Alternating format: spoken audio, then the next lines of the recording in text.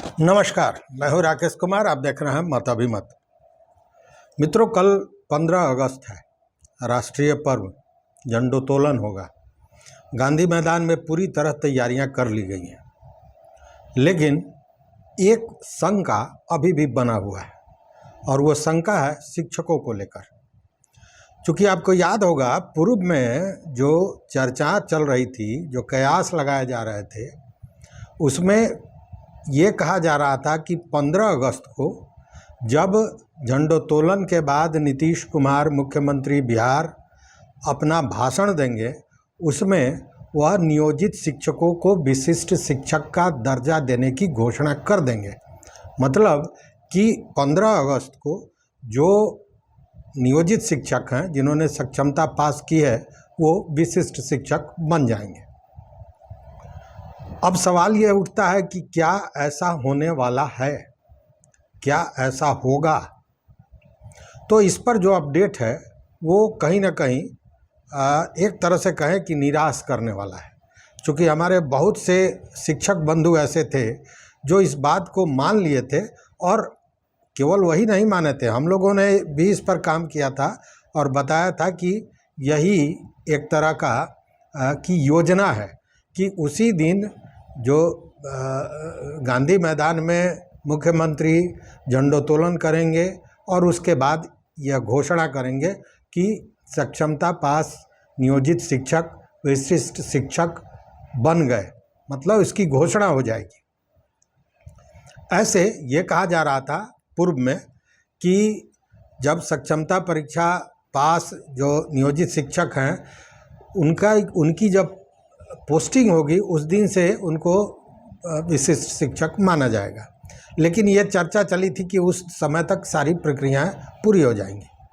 अब जो जानकारी मिल रही है वो ये कि कल झंडोत्तोलन के पूर्व जब चीज़ों की समीक्षा होने लगी और ये होने लगा कि जैसे आप जानते हैं कि जब भी इस तरह का कोई बड़ा इवेंट होता है तो जो मुख्यमंत्री हैं या जिनको भाषण देना है वो क्या बोलेंगे, किन बिंदुओं पर बात करेंगे, इन सारी चीज़ों की समीक्षा होती है।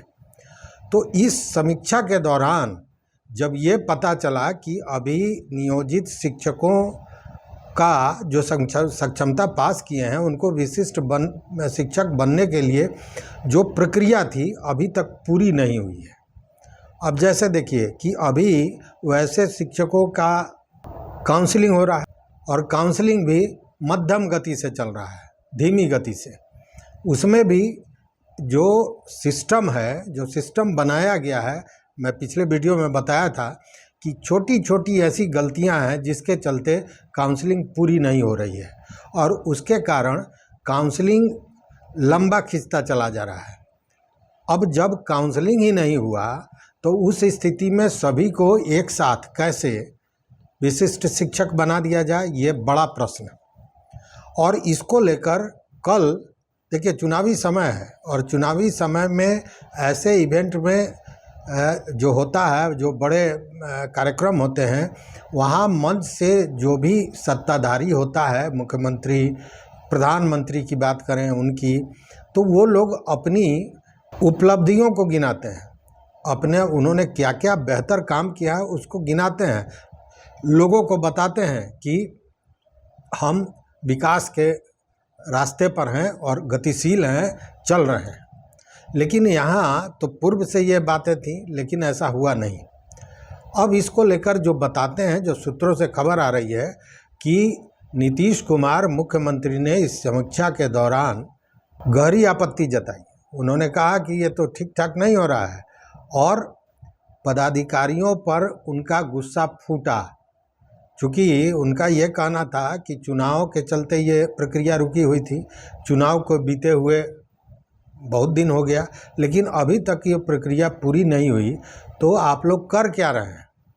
और मैं आपको बताऊं कि इसको लेकर जैसा सूत्र बताते हैं कि जो एसीएस डॉक्टर एस सिद्धार्थ हैं, उन पर भी उन्होंने नाराज़गी व्यक्त की और कहा कि अब तो आप चीफ मिनिस्टर सचिवालय में भी कम बैठ रहे हैं, आपका ज़्यादा समय शिक्षा विभाग में जा रहा है, तो हो क्या रहा है?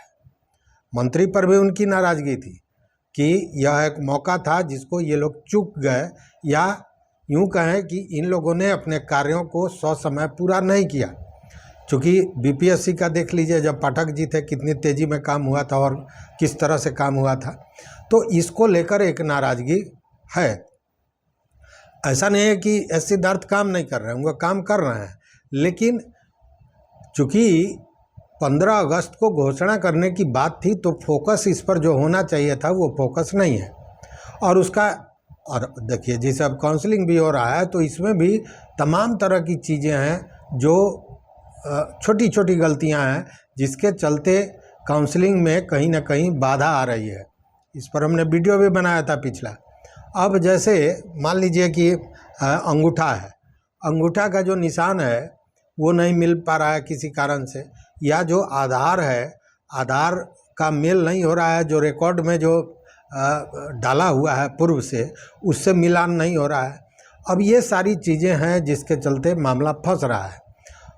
हालांकि ऐसा नहीं है कि इन चीज़ों का रास्ता नहीं है, रास्ता नहीं निकाला जा सकता है, बहुत से रास्ते हैं, लेकिन उसके तरफ सच बताएं तो तवज्जो नहीं दिया जा रहा है, सीधे काउंसलिंग की जा रही है। और ज़रा भी चूक अगर दिखाई देता है, कहीं गलती दिखाई देती है, तो सीधे उसको शंका वाले टोकरी में डाल दिया जाता है और वो काउंसलिंग अधूरी रह जाती है। अभी जो सूचनाएं मिल रही हैं उससे केवल पटना में 2000 से ज़्यादा ऐसे शिक्षक हैं जिनका अधूरा रह गया है काउंसलिंग। और वो काउंसलिंग भी क्यों रह गया है कि जो रिकॉर्ड में चीज़ें दी गई हैं, उस रिकॉर्ड से ये जो जा रहे हैं काउंसलिंग के लिए और अपना दस्तावेज और अपना अंगूठा और आधार इसको मिलाने की बात हो रही है, तो कहीं ना कहीं चूक हो रहा है। चूक का मतलब कि मेल नहीं खा रहा है, अपलोड करने के समय भी गलत हो सकता है, या फिर कभी कभी इलेक्ट्रॉनिक प्रॉब्लम होता है जिसके चलते अंगूठा डालने पर आधार नहीं खुलता है। ये तमाम तरह की चीज़ें हो रही है और इसको लेकर सीधे काउंसलिंग को रोक दिया जा रहा है, वो अधूरा रह जा रहा है। ऐसे में जबकि काउंसलिंग पूरी नहीं हो पाई है, और यह भी काउंसलिंग अभी किसकी हो रही है, जो 1,87,000 पहली बार जो शिक्षक परीक्षा दिए थे सक्षमता में और पास किए थे उनकी। अभी सेकंड जो सक्षमता परीक्षा हुआ था वो अभी पूरी तरह बाकी है। अब ऐसी स्थिति में आप समझिए कि यह जो एक आशा बंधी थी, या यह जो एक सोच था कि 15 अगस्त को सारे शिक्षक विशिष्ट शिक्षक के रूप में घोषित कर दिए जाएंगे मुख्यमंत्री द्वारा, इस पर कहीं ना कहीं ठंडा पानी गिरता नज़र आ रहा है। अब ये निश्चित रूप से चर्चा चल रही है, इस पर मंथन हो रहा है कि कौन सा ऐसा प्रावधान निकाला जाए जिसके तहत उनको विशिष्ट शिक्षक का दर्जा दे दिया जाए।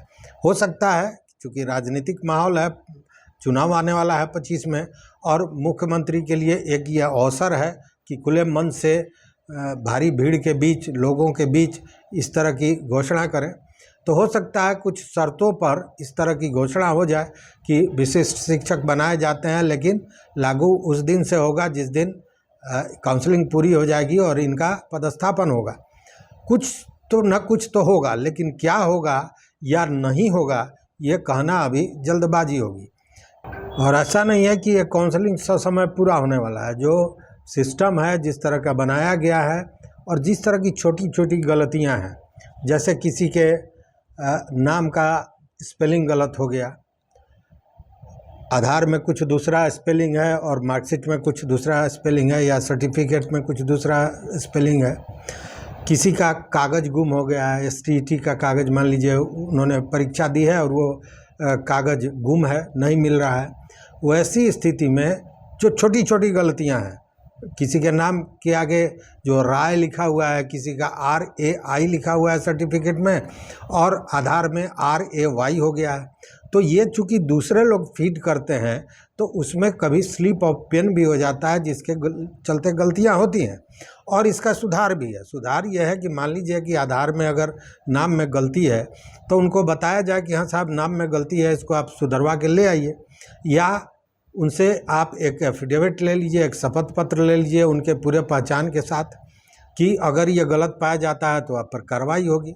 या रास्ते तमाम तरह, STET का अगर नहीं मिलता है तो रोल नंबर तो है ही है, उनके पास सर्टिफिकेट नहीं है। उस आधार पर जो एजेंसी मतलब बीपीएससी ने परीक्षा लिया है उनसे कह के उसको मंगवाया जा सकता है या मैच किया जा सकता है कि उसी आदमी ने परीक्षा दिया या नहीं दिया, सर्टिफिकेट सही है या नहीं है।